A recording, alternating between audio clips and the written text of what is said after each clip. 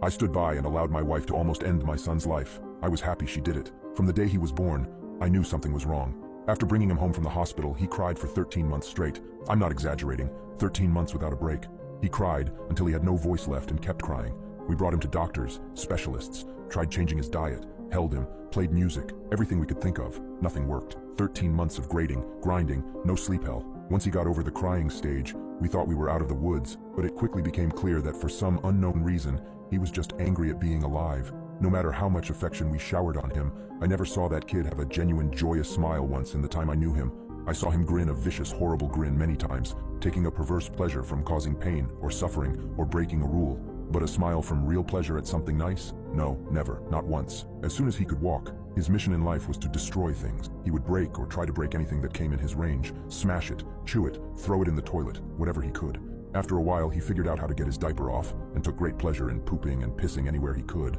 After a while, he figured out he could hide it, grinding it into carpets, making it even more of a problem to clean and making the house stink. When he got older, ages 9 to 15, he would piss and poop in our bed until we got a lock on our door and he wasn't able to get in anymore. Then he'd just take a dump in the hallway in front of our room. We thought it could never get worse than this. Maybe as he grew older, he would finally become normal. We were so wrong. As he grew older, he began stealing knives and using them to gouge the walls and furniture or chase people with them. When he was 10, he stabbed me pretty good in the hip. I still have the scars. As he grew older, he grew darker. He moved into setting things on fire and torturing local animals. There was a stray dog that hung out around the park near our house. My son blinded it in one eye with a fork. He would dip cats' tails in gasoline and light them on fire. Of course, we had the kid in therapy.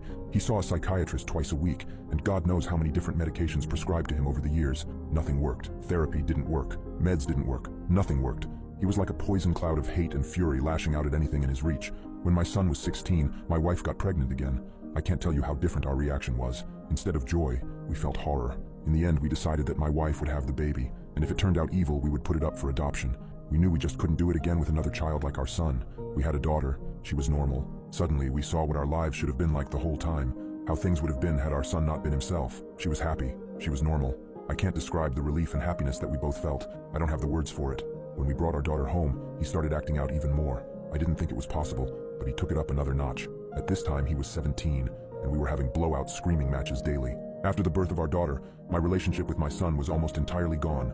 Our only real interactions were screaming at each other. My wife was even worse with him. She just had nothing left. He started spending more and more time out of the house, which was a blessing for us. I have no idea what he got up to out in the world, but we were just happy it wasn't being inflicted on us. As a consequence of our son's behavior, we had invested heavily in locks around our house. All of the cheap, thin interior doors in our home had been replaced with thick, dense wood doors that couldn't be kicked through, equipped with keyed locks that my wife and I carried